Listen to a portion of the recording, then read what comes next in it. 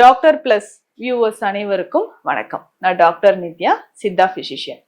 நம்ம உடல்ல கழிவுகள் அதிகமாக இருக்கு அப்படின்னா சில அறிகுறிகள் நமக்கு தெரிய ஆரம்பிக்கும். எந்த மாதிரியான அறிகுறிகள் இருக்குன்றதையும் நம்ம தெரிஞ்சுக்கலாம். முதல்ல பார்த்தோம்னா டாக்ஸின்ஸ் நிறைய இருக்கு. யூரிக் ஆசிட் லெவல் நமக்கு அதிகமாகும்.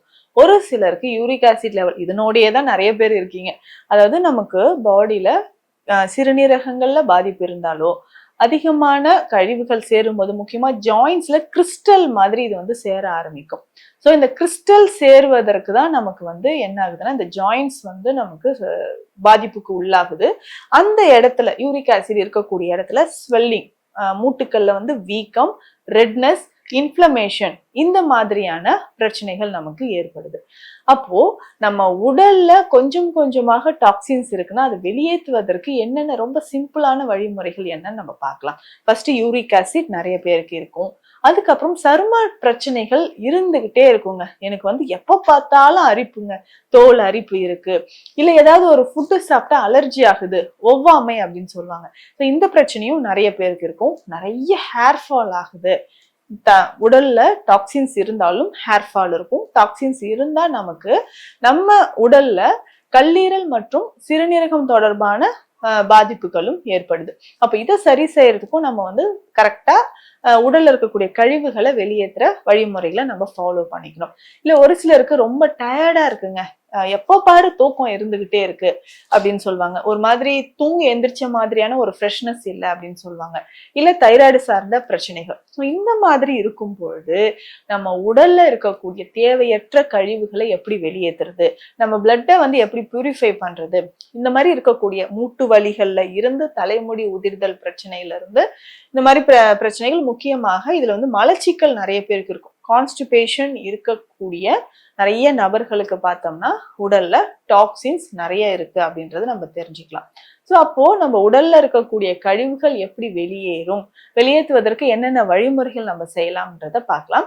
முக்கியமாக தினமும் காலையில இந்த ஒரு ட்ரிங்க் நம்ம குடிச்சோம்னாவே உடல்ல இருக்கக்கூடிய கொஞ்சம் கொஞ்சமான கழிவுகள் நமக்கு வெளியேற ஆரம்பிக்கிறோம். இதுக்கப்புறம் வேறு என்ன உணவுகள் சாப்பிடலான்றதே நான் சொல்றேன். இதற்கு என்னென்ன தேவைப்படுது அப்படின்னு பார்த்தோம்னா, முதல்ல நமக்கு முட்டைக்கோஸ் தேவைப்படுது. முட்டைக்கோஸ் வந்து கொஞ்சமா ஒரு 50 கிராம் அளவுக்கு எடுத்து வச்சு நல்லா வாஷ் பண்ணிட்டு எடுத்து வச்சுக்கணும். வெள்ளரிக்காய், நல்ல பெரிய வெள்ளரிக்காயா இருந்தா பாதி அளவு நம்ம தோல் எல்லாம் நீக்கிட்டு எடுத்து வச்சுக்கணும். இது ரெண்டுமே நம்ம என்ன பண்ண போறோம்னா, சின்ன சின்ன பீசஸா கட் பண்ணி மிக்சி ஜார்ல போட்டுட்டு கொஞ்சம் தண்ணீர், மீதி முக்கால் அளவுக்கு நம்ம வந்து இளநீர் பயன்படுத்தணும். போட்டு மிக்சியில நல்லா அரைச்சிடணும். இது கூட கொஞ்சம் ஒரு சின்ன துண்டு இஞ்சி சேர்த்து அரைச்சிடணும்.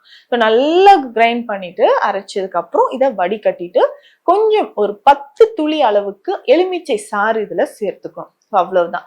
இந்த ஜூஸை வந்து தினமும் நம்ம காலையில பருகிக்கிட்டே வரும்பொழுது உடலில் இருக்கக்கூடிய டாக்ஸின்ஸ் நமக்கு குறைய ஆரம்பிக்கும். டாக்ஸின்ஸ் குறைய குறைய நமக்கு என்னென்ன வித்தியாசங்கள் தெரியும்னா, நேச்சுரலாவே கண் சார்ந்த குறைபாடு, கண் பார்வை குறைபாடு இருக்கிறவங்களுக்கு நல்ல டிஃபரன்ஸ் தெரியும். ஸ்கின்ல நல்ல ஒரு பொலிவு உண்டாக தெரியும். அதுக்கப்புறம் குடல் பகுதியில இருக்கக்கூடிய கழிவுகள் நமக்கு வெளியேறும். மலச்சிக்கல் தொந்தரவு குணமாகும். இர்ரெகுலர் பீரியட்ஸ், பெண்கள் நிறைய பேருக்கு இர்ரெகுலர் பீரியட்ஸ் இருக்கும். இது சரியாகிறதுக்கும் நமக்கு பயன்படுது. இந்த ஜூஸை வந்து யாரெல்லாம் எடுக்கலாம்? எல்லாரும் எடுக்கலாம். ஆனா இந்த தைராய்டு சம்பந்தப்பட்ட பிரச்சனைகள் இருக்கிறவங்க மட்டும் இதை அவாய்ட் பண்ணிக்கோங்க.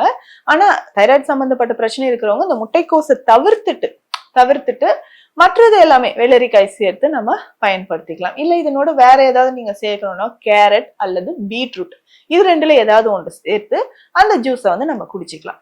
இந்த மாதிரி நம்ம பயன்படுத்தும் போது தினமுமே காலையில இது ஒரு 200 ml அளவுக்கு குடிச்சிட்டோம்னா நம்ம உடல்ல ரத்தத்துல இருக்கக்கூடிய கழிவுகள் கொஞ்சம் கொஞ்சமாக வெளியேறத நம்ம பாக்குறோம். இதை தாண்டி நம்ம உடல் கழிவுகள் வெளியேறி மலச்சிக்கல் தொந்தரவு இல்லாமல் ஆரோக்கியமாக இருப்பதற்கான வழிமுறைகள் சித்த மருத்துவத்துல இருக்கு.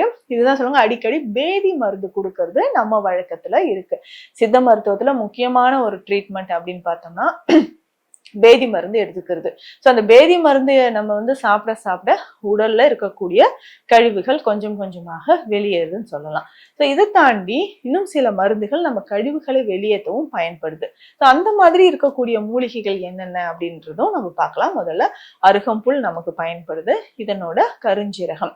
ஸோ அருகம்புல் நமக்கு கிடைக்கலன்னா அருகன் கிழங்கு குடிநீர் அப்படின்ற ஒரு மருந்து இருக்கு.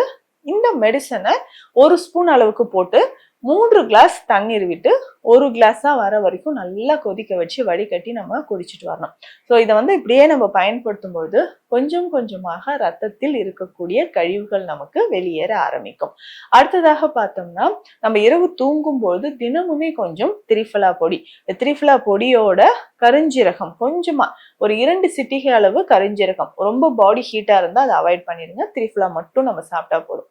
இப்போ திரிஃபலா மட்டும் எடுத்து நம்ம வெந்நீர்ல கலந்து குடிச்சிக்கிட்டே வந்தனாலும் நம்ம உடல்ல இருக்கக்கூடிய கழிவுகள், குடல் பகுதியில இருக்கக்கூடிய கழிவுகள் நமக்கு குணமாக ஆரம்பிக்கும். ஸோ உடல் கழிவுகள் தேங்குச்சுன்னா இவ்வளவு பிரச்சனைகள் நமக்கு ஏற்படுது அப்படின்றத நான் சொன்னேன்.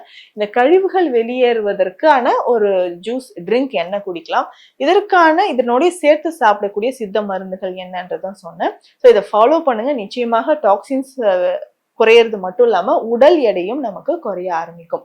மீண்டும் அடுத்த பதிவில் சந்திக்கலாம். நன்றி.